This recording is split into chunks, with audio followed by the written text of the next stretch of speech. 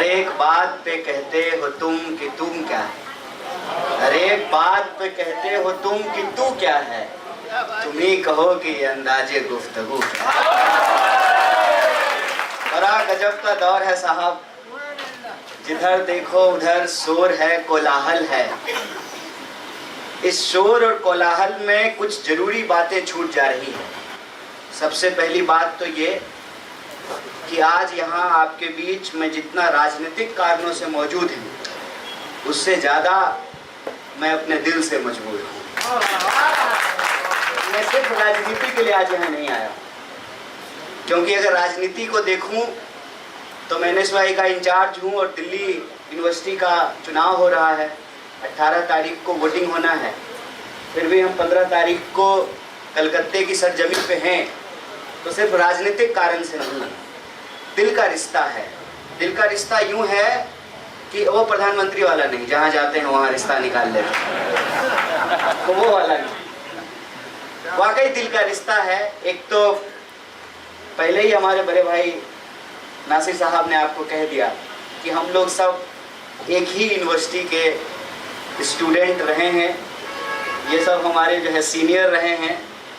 बंगाल से रिश्ता ये है कि जिसका जिक्र विक्टर भाई कर रहे थे कि जब CAA लाने की बात शुरू हुई, NRC करने की बात शुरू हुई, तो देश में सबसे पहली मीटिंग और सबसे पहली सभा जो हमने की, हम तीनों लोग साथ में थे, वो हम यहीं कलकत्ते में किए थे, राजा बाजार में किए थे।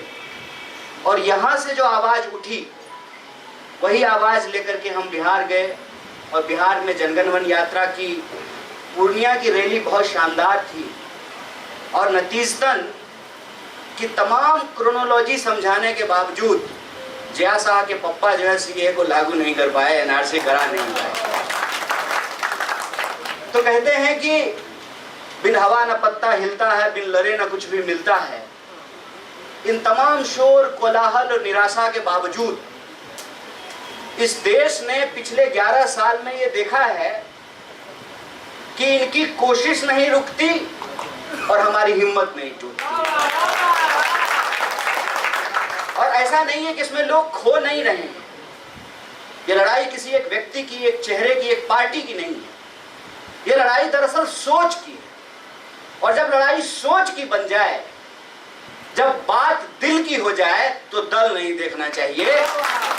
इसीलिए जब हम भी और नासिर भाई भी प्रसेंट से बात कर रहे थे कि क्या कर रहे हैं, लड़ तो एक ही लड़ाई रहे हैं, तो ये अलग अलग जो है रेडी पटरी पे जो है अपना अपना दुकान चलाने का क्या मतलब है, सब लोग एक साथ हो जाते हैं। और आपसे आज मैं यहाँ इस मौके पे एक बात साझा करना चाहता हूँ, क्योंकि वो निजी बात है, लेकिन मैंने पहले ही कहा है कि मैं राजनीतिक कारण से यहाँ नहीं हूँ, अपने दिल से मजबूर हूँ, इसलिए यहाँ हूँ। तो एक वाक्य आपको सुना देता हूँ। एक दिन हम पार्लियामेंट में, कांग्रेस पार्टी के पार्लियामेंट्री ऑफिस में थे।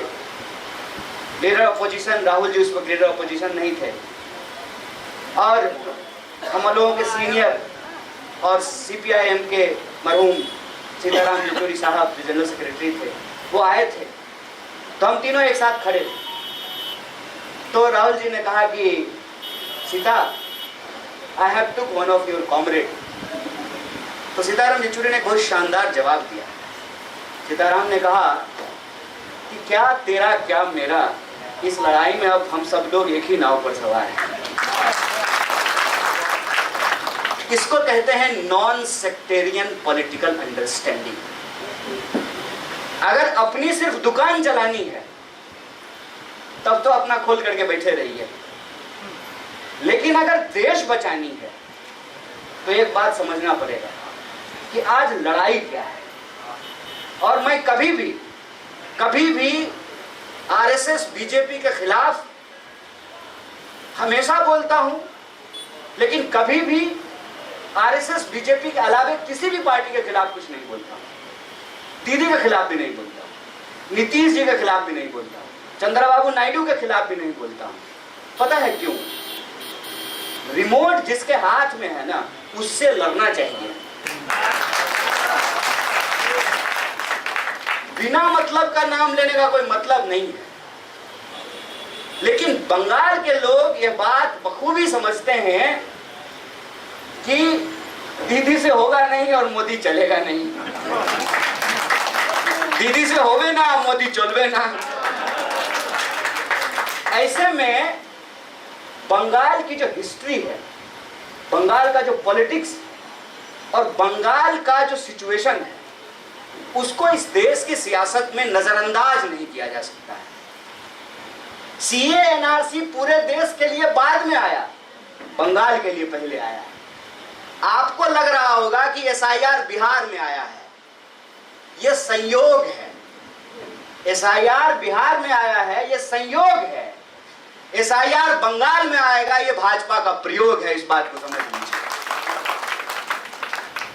इस बात की सियासत गंभीरता को जो समझते हैं, वो समझते हैं कि बंगाल की स्थिति क्या है और भाजपा इतनी बेचैन क्यों है। भाजपा इतनी बेचैन इसलिए है कि उसको मालूम है कि लोग दीदी से थक रहे हैं। पिछली बार भी मोदी को बंगाल नहीं आने देना है, इसीलिए दीदी को वोट दे दिया है। ये सच्चाई है। बोलिए हम झूठ बोल रहे हैं? अगर हम झूठ बोल रहे हैं तो वापस चले जाएंगे। मोदी को नहीं आने देना है इसलिए वोट दे दिया। लेकिन बंगाल के लोग थक रहे हैं इस बात से, और बंगाल के लोग अपनी राजनीतिक स्थिति को समझ रहे हैं। बंगाल के लोग ये बखूबी समझ रहे हैं कि कैसे हमारे धर्म में घुसा जा रहा है।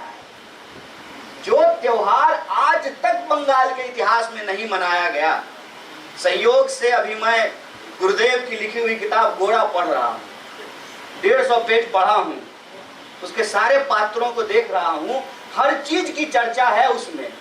लेकिन कहीं भी उस पूरे किताब में रामनवमी उत्सव का चर्चा नहीं है। घरों को, दुकानों को, बाजारों को, मोहल्लों को, टोलों को और शहरों को आपस में बांट रहे हैं। उनको मालूम है कि अगर पूरे देश में राजनीति करनी है, ये मीर साहब इस दर्द को बखूबी समझते हैं कि आपके नाम पर पूरे देश में वोट मांगा जाता है, कश्मीर के नाम पर पूरे देश में वोट मांगा जाता है। और आप पिछले 11 साल में ये देखे होंगे कि भाजपा बंगाल के नाम पर पूरे देश में वोट मांगना चाहती है। जब बिहार में एसआईआर हो रहा था तो ऑफिशियली एक दो नौकरशाहों ने, ब्यूरोक्रेट ने कहा कि बांग्लादेश के लोग बिहार में पाए गए हैं। अब बोल तो कौन बेवकूफ है जो बिहार आया है, बताइए तो। हिंदी फिल्म में गाना बजता था, मेरे पिया गए रंगून वहां से किया है टेलीफोन तुम्हारी याद सताती है।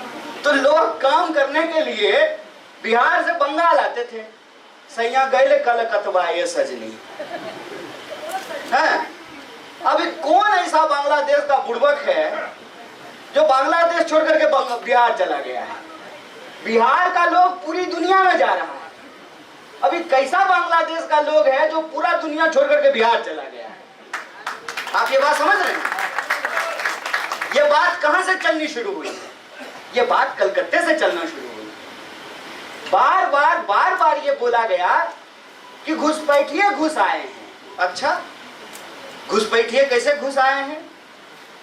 घुसपैठिए क्या ड्रोन है? घुसपैठिए ब्लूटूथ से डाउनलोड हो जा रहे हैं? घुसपैठिए टिकटॉक के वीडियो हैं, कहीं से भी बनेगा और कहीं भी चलना शुरू हो जाएगा?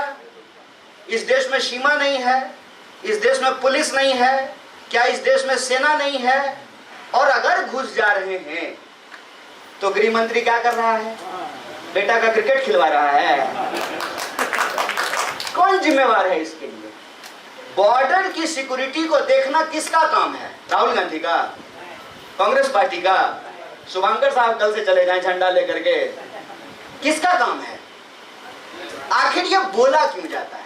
ये बोला इसलिए जाता है ना, ताकि इस देश की आवाम के दिमाग में ये डाला जा सके कि तुमको जो नौकरी नहीं मिल रहा है ना, ये नौकरी कोई और ले ले रहा है।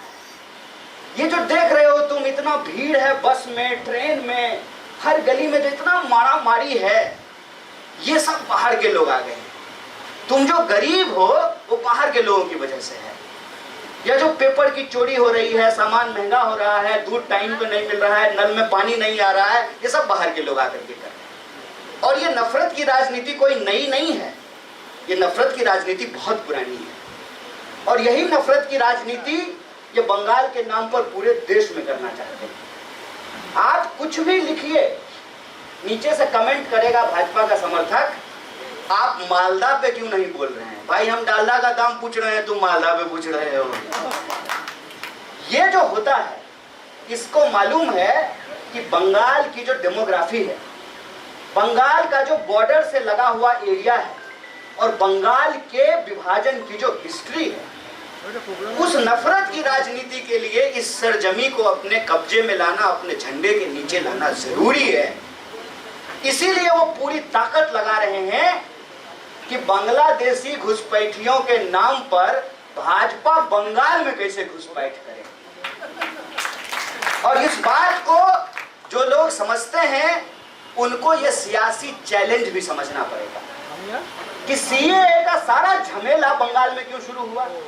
और हम आपको आगाह कर रहे हैं कि एसआईआर का सारा झमेला भी बंगाल में शुरू होगा। और एसआईआर को लेकर के जो हकीकत नासिर साहब ने आपको बताई कि असली मसला क्या है, गृह मंत्री बोलते हैं ना क्रोनोलॉजी समझिए, तो आप भी इनके सरकार की क्रोनोलॉजी समझ लीजिए। जब 2014 में भाजपा की सरकार बनी, याद कीजिए, और मैं बात ये याद दिलाना चाहता हूं, इस मौके पे याद दिलाना चाहता हूं, जब एक आदमी आज कांग्रेस पार्टी ये कह करके ज्वाइन कर रहा है कि इस देश को अगर बचाना है तो राहुल गांधी के लीडरशिप को एक्सेप्ट करना है। याद कीजिए 2014 से पहले देश में एक आंदोलन हो रहा था। आंदोलन का नाम क्या था? अन्ना आंदोलन, याद है ना? हम जवान थे, इश्क करने की उम्र थी और क्रांति से कुछ ज्यादा ही इश्क होता था। वो फैज लिखते हैं ना, वो लोग बड़े खुशकिस्मत थे जो इश्क को काम समझते थे या काम से आशिकी करते थे। हम जीते जी मसरूफ रहे, कुछ इश्क किया, कुछ काम किया, फिर तंग आकर एक दिन दोनों को अधूरा छोड़ दिया। उस रोमांटिक उम्र में जब ये कहता था ना कोई कि भ्रष्टाचार हो रहा है, सारे भ्रष्ट नेताओं को जो है उनका घर तोड़ देना चाहिए, उनका गाड़ी तोड़ देना चाहिए, पार्लियामेंट पे अटैक कर देना चाहिए, सुनने में अच्छा लगता है। अभी हम लोगों ने देखा कि नेपाल में यही हुआ, बांग्लादेश में यही हुआ। वो जब हो रहा था तो नफरत थी कांग्रेस की सरकार के प्रति, कांग्रेस के मंत्रियों के प्रति नफरत था नौजवानों के मन में। और सपना क्या दिखाया जा रहा था कि कांग्रेस करप्ट है, कांग्रेस खराब है, और सपना दिखाया जा रहा था कि एक बार मोदी जी देश के प्रधानमंत्री बन जाएं, हर युवा को रोजगार मिलेगा, हर साल 2 करोड़ नौकरी दी जाएगी, सारा काला धन जो स्विस बैंक में जमा है वो लाया जाएगा भारत, और एक एक आदमी के खाते में 15-15 लाख रुपया पहुंचाया जाएगा। अगर मान लीजिए कि आपके घर में 5 लोग हैं तो आपके घर में 75 लाख रुपया पहुंचेगा। किसानों को उनके फसल का दाम डबल मिलेगा, महिलाओं पे अत्याचार बंद हो जाएगा, हर लोगों को पक्का मकान मिलेगा, घर मिलेगा। याद है वो सब वादा? पेट्रोल 50 रुपए लीटर मिलने लगेगा, गैस सिलेंडर 500 रुपए लीटर मिलने लगेगा। पेट्रोल 100 रुपए लीटर मिल रहा है, गैस सिलेंडर 1000 रुपए लीटर मिल रहा है। 1 लाख लोगों को भी हर साल नौकरी नहीं मिल रही है। किसानों के फसल का दाम तो छोड़ दीजिए, जो किसान 1 घंटे में 1 आत्महत्या करते थे, 1 घंटे में 2 आत्महत्या कर रहे हैं। महंगाई की हालत यह है कि हर चीज का दाम दुगना हो गया है। और भ्रष्टाचारियों का हालत यह है कि जब तक कांग्रेस में तो भ्रष्ट थे और जब से भाजपा आ गए हैं तो देशभक्त हो गए। इनकलाब जिंदाबाद। ये हम अपने आंखों के सामने होते हुए देखे और तब लग रहा था कि ये बस सरकार बदली है। सरकार नहीं बदली थी, सोच बदली थी। सरकार नहीं बदली थी, विचार बदला था। सरकार नहीं बदली थी, इतिहास का किताब बदलने की साजिश रची गई थी। लेकिन इन मूर्खों को कोई समझाए, इतिहास के किताब बदल देने से इतिहास नहीं बदलता है। वक्त लगता है, लेकिन सच झूठ के किसी भी बादल को चीर करके सामने खड़ा हो जाता है। और सच आज हमारे सामने है। और सच ये है कि जिन्होंने इस देश की आजादी के साथ गद्दारी की, जिन्होंने इस देश के संघर्ष के साथ गद्दारी की, शहीद आजम भगत सिंह, सुभाष चंद्र बोस, महात्मा गांधी की हत्या की, नेहरू को गाली गलौज किया, मौलाना अबुल कलाम आजाद के इतिहास को मिटाने की कोशिश की, अशफाक और बिस्मिल की विरासत को उनको आपस में लड़ाने की कोशिश की।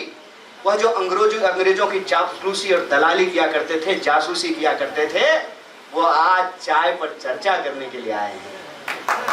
आज यह बात बिल्कुल आमने सामने समझ में आने लगी है कि तब की लड़ाई घोड़ों से थी, आज की लड़ाई जोड़ों से है। यह लड़ाई बिल्कुल आमने सामने समझ में आने लगी है कि यह सोच की लड़ाई है, सिर्फ सरकार बदलने की लड़ाई नहीं है।